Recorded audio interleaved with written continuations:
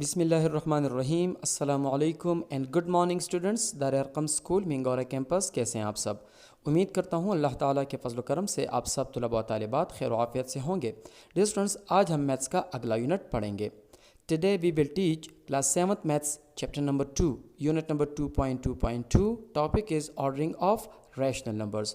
Dear students, इससे पिछले video lecture में आपको याद होगा कि हमने पढ़ा था कि रैशनल नंबर्स को स्टैंडर्ड फॉर्म में किस तरह लाया जा सकता है, and that was much important topic.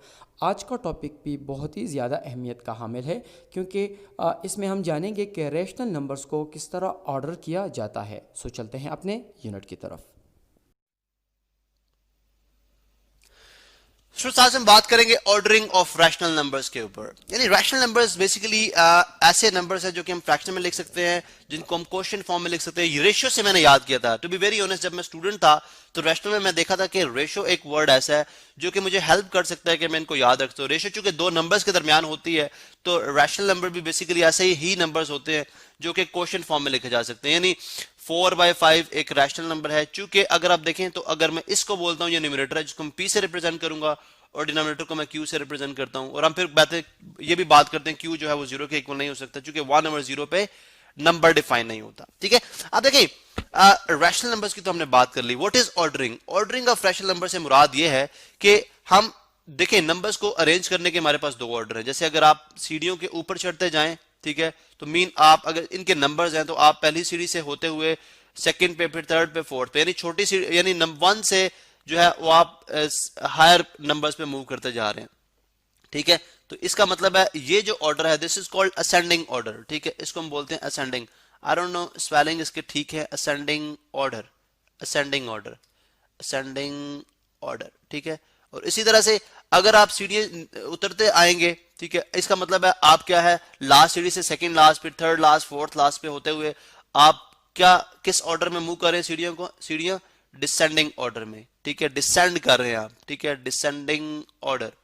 ये वर्ड्स जो भी मैथमेटिक्स में वर्ड्स होते हैं, अगर आप उनके मीनिंग देखें तो वो भी सेंस देते हैं। यानी डिसेंड का मतलब ऐसा ही होता है टूवर्ड्स लोअर मूव करना, और असेंड का मतलब होता है हाइट पे मूव करना, डिसेंड का मतलब होता है नीचे आना। तो असेंडिंग एंड डिसेंडिंग ऑर्डर है। अब हम देखते हैं जी कि कैसे किया जाएगा। हमारे पास एक लाइक तीन लेट्स सपोज तीन हम रैशनल नंबर लेते हैं। क्या 3/4, ठीक है, एक है 5/9 और एक है 7/12। ठीक है, अब ये तीन रैशनल नंबर्स हैं। ठीक है, तीनों फ्रैक्शन फॉर्म में लिखे हुए हैं, तीनों क्वोशिएंट फॉर्म में लिखे हुए हैं, तो तीनों रैशनल नंबर्स हैं। अब हम देखेंगे इनको कैसे ऑर्डर करेंगे। यानी लेट्स सपोज हम इनको असेंडिंग में लेके आते हैं। असेंडिंग से मुराद कि हम छोटे नंबर से बड़े की तरफ मूव करेंगे।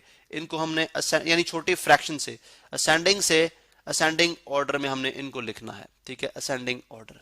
चलें, अब हम देखते हैं कि जो है इनको कैसे लिखा जा सकता है। दो मेथड है, मेथड 1 है और मेथड 2 है। मेथड 1 के लिए मैं जस्ट एक जो है वो आपको जो है वो बात भी बताता हूं यहाँ पे। चूंकि मैं अक्सर अपने स्टूडेंट से पूछता हूँ, जी एक बच्चा है या एक स्टूडेंट है, उसने अगर 80 मार्क्स लिए हैं आउट ऑफ 100 अगर उसने 80 मार्क्स लिए हैं, या चलें इस तरह कर लें, एक बच्चा आउट ऑफ 80 उसने 90 मार्क्स लिए हैं, और एक बच्चा जिसने आउट ऑफ 80 उसने 70 मार्क्स लिए हैं, तो किसके मार्क्स ज्यादा हैं?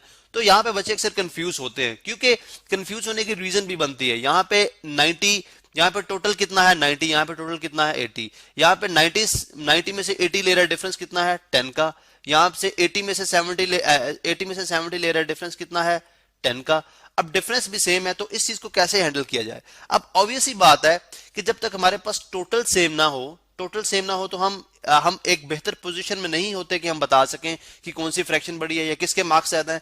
अब यही वाली टेक्निक यहाँ पे अप्लाई करेंगे। यानी यहाँ पे देखें 4 इसका जो है वो बेस 4 है, इसकी बेस जो है यानी डिनोमिनेटर इसका 9 है, इसका डिनोमिनेटर 12 है। तो एक बच्चा अगर लेट्स सपोज ये मार्क्स ही हो, तो एक बच्चा 3 मार्क्स ले रहा है 4 में से, यानी 4 में से 3 मार्क्स ले रहा है, एक 9 में से 5 ले रहा है, एक 12 में से 7 ले रहा है, तो मुश्किल है बताना। फिर हम क्या करेंगे, इनका टोटल सेम करेंगे। टोटल कैसे सेम हो सकता है? हम एलसीएम ले लेंगे 4, 9 और 12 का। ठीक है, 4, 9 और 12 का एलसीएम ले लेंगे। क्यों? बिकॉज हम डिनोमिनेटर को सेम करेंगे। यानी टेक्निक क्या है, अगर हम डिनोमिनेटर को सेम कर दें तो हम एक बेहतर पोजीशन में आ जाएंगे कि हम इसको असेंडिंग ऑर्डर में लिख सकें। अब देखें यहां पे देखते हैं जी किस तरह से एलसीएम लिया जा सकता है। ऑब्वियसली हम इस पे काफी दफा बात कर चुके हैं, डिटेल लेक्चर्स मौजूद हैं। 2 के साथ जाएंगे, 2 2 4, ठीक है 9 नहीं होगा, 9 एज इट इज आ जाएगा, 2 6 12, ठीक है। फिर हम 1 बाय 1 पिक करेंगे, जब तक 2 से डिवाइड हो रहे हम करते रहेंगे। 2 1 2, 9 अगेन नहीं होता, 2 3 6। अब 2 के साथ तो कुछ भी नहीं हो सकता, लेने का फायदा नहीं है, इसलिए हम चले जाएंगे किस पे, 3 पे, ठीक है। सो ये 1 एज इट इज, 3 3 9, ठीक है, और 3 1 3। आप जब तक करते रहेंगे जब तक हमारे पास 1 1 नहीं आ जाता, ठीक है। ये 3 1 3 होता है, 3 3 1 है, ठीक है, और 3 1 3 है। फिर अगेन आई मीन ये हमारे लिए जो है वो काफी आसान हो गया। अब हम देखते हैं कि अगर हम जो है यहाँ पे यू नो एलसीएम देखते हैं। एलसीएम कैसे लिया जाता है, इन सबको मल्टीप्लाई करा देंगे। ये जो फैक्टर्स हैं, ठीक है, इन सबको हम क्या करते हैं, मल्टीप्लाई करा देते हैं। ये बेसिकली फैक्टर्स ही हमारे पास 3 3 9, 9 2 18, 18 2 36। तो हमारे पास एलसीएम यानी लीस्ट कॉमन मल्टीपल कितना आ गया, 36। मतलब ये वो ये हमें हेल्प करता है कि हम इनके डिनोमिनेटर्स को इक्वल कराएं। यानी किसके इक्वल कराएंगे, 36 के। अब इसको भी 36 बनाएंगे, इसको भी 36 बनाएंगे, इसको भी 36 बनाएंगे। रूल क्या है, रूल ये है जी कि अगर लेट से मैं इसको 9 से मल्टीप्लाई करूं, 9 4 36, तभी 36 बनेगा। जब 9 से मल्टीप्लाई कराऊंगा तो मुझे 9 से इसको भी मल्टीप्लाई कराना पड़ेगा, बिकॉज जो रैशनल नंबर्स हैं या जो नंबर क्वेश्चन फॉर्म में लिखे जाते हैं, उनका असूल ये होता है कि अगर आप न्यूमरेटर से किसी नंबर को मल्टीप्लाई करा रहे हो, डिवाइड करा रहे हो, तो डिनोमिनेटर के साथ भी वही करना पड़ता है, या अगर डिनोमिनेटर के साथ करा रहे हो तो न्यूमरेटर से भी करना पड़ता है। अब इसी तरह इसको देखें तो इसको मैं 4 से कराऊंगा, इसको भी 4 से कराना पड़ेगा, तभी वो बनेगा 36। इसको मैं मल्टीप्लाई कराऊंगा किसके साथ, 3 के साथ, और इसको भी मुझे 3 के साथ मल्टीप्लाई कराना पड़ेगा, ठीक है। अब यहां पे देखें 9 3 27 और 9 4 36, डिनोमिनेटर सेम है। 4 5 20, 9 4 36, डिनोमिनेटर अगेन सेम है, ठीक है, 21 और 36। अब देखें कितना डिफरेंस है, जस्ट 20 ओवर 36 एंड 21 ओवर 36। इसका मतलब है सबसे स्मॉलेस्ट कौन सी है, सबसे स्मॉलेस्ट हमारे पास है, यहाँ पे मैं आपको शो करता हूँ, सबसे स्मॉलेस्ट हमारे पास जो फ्रैक्शन है वो 20 ओवर 36 है, मीन के 5 बाय 9। तो मैं यहाँ पे लिखूंगा 5 बाय 9, इस तरह भी लिख सकते हैं थोड़ा सा, ठीक है, हम स्लैश डाल के भी लिख सकते हैं फ्रैक्शंस को, 5 बाय 9। उसके बाद उससे बड़ी कौन सी, 21 बाय 36 वाली कौन सी, मीन 7 बाय 12 वाली। उसके बाद आप आ जाए कौन सी बड़ी है, 3 बाय 4 वाली, ठीक है, 3 बाय 4। तो ये एक ऑर्डर होगा, ये एक ऑर्डर है हमारे पास which is called ascending order. और डिसेंडिंग लिखना है तो इसका रिवर्स कर लें, डिसेंडिंग हो जाएगी। ये तो मेथड 1 था, मेथड 2 भी है हमारे पास, मेथड 2 भी है। यानी वो स्टूडेंट्स जो कि खुद को कंफर्टेबल फील करते हैं कि वो जो आपकी फ्रैक्शंस होती हैं, यानी मैं यहाँ पे लिखूंगा मेथड 2, यानी जो आपकी फ्रैक्शंस होती हैं उनको डेसिमल फॉर्म में कन्वर्ट कर सकते हैं, बिकॉज डेसिमल हमें काफी हेल्प आउट करते हैं। लेट्स से एक फ्रैक्शन हमारे पास 3 बाय 4 है, ठीक है, एक है हमारे पास 5 बाय 9 है, एक है हमारे पास 7 बाय 12, ठीक है। अब हम डिवाइड करेंगे कैसे, 3 बाय 4 को, न्यूमरेटर वाला आप जानते हैं कि न्यूमरेटर वाला अंदर आएगा और डिनोमिनेटर वाला बाहर आएगा। मीन ये जो है दिस इज कॉल्ड डिविडेंड, इसको हम डिविडेंड बोलते हैं, डिविडेंड, ठीक है, डिविडेंड। और जिससे डिवाइड करते हैं दैट इज कॉल्ड डिवाइजर, इसको हम डिवाइजर बोलते हैं। डिवाइजर हमेशा जो है वो डिनोमिनेटर में जो चीज होगी वो डिवाइजर के तौर पे आएगी, और न्यूमरेटर में जो होगी वो डिविडेंड के तौर पे आएगी। अब 3 ऑब्वियस सी बात है कि 3 स्मॉलर है, 4 ग्रेटर है। हम क्या करेंगे, पहले जीरोस के साथ जाएंगे, 3 0 0, आई मीन 4 0 0, 3 माइनस 0 इज 3। अब अगेन देखें तो डेसिमल हमें लगाना पड़ेगा, ठीक है। जब डेसिमल लगाएंगे तो हम 0 पुट कर लेते हैं, इसकी रीजंस हम ऑलरेडी एक्सप्लेन कर चुके हैं, ठीक है। 3 अब देखें 4, अब ये 30 बन चुका हुआ है, तो 4 7s are 28, 4 7s are 28, ठीक है, 30 माइनस 28 इज 2। अब पॉइंट डेसिमल है तो हम 0 लगा सकते हैं।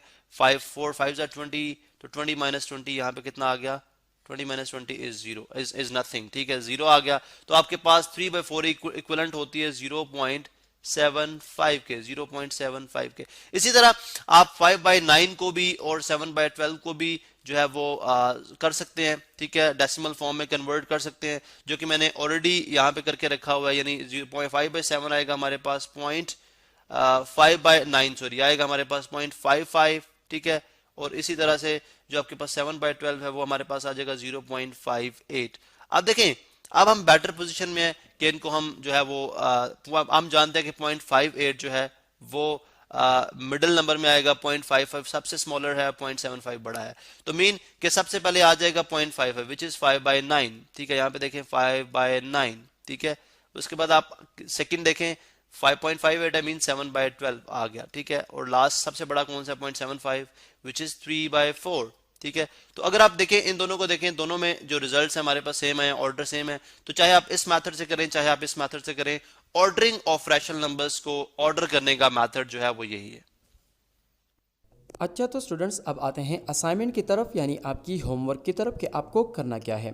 डियर स्टूडेंट्स, इस वीडियो लेक्चर में हमने ये सीखा कि किस तरह रैशनल नंबर्स को ऑर्डर में लाया जा सकता है, यानी ऑर्डरिंग ऑफ रैशनल नंबर्स। तो अभी आपको करना यह है कि आपने पेज नंबर 25 और 26 पर मौजूद एक्सरसाइज नंबर 2B वहाँ पे जाके इस वीडियो लेक्चर के साथ रिलेटेड जितने भी क्वेश्चंस हैं आपने उनको सॉल्व करना है। किसी भी क्वेश्चन में किसी भी किस्म का आपको प्रॉब्लम आए आप मेरे साथ शेयर कर सकते हैं, जिस तरह दूसरे स्टूडेंट्स मेरे साथ शेयर कर रहे हैं और मैं उनको बाकायदगी से उनकी रहनुमाई कर रहा हूं। सो मैं उम्मीद करता हूं कि आप में हर एक स्टूडेंट मेरे साथ अपने प्रॉब्लम्स को शेयर करेगा। So wish you best of luck. Thank you very much. अल्लाह हाफिज़।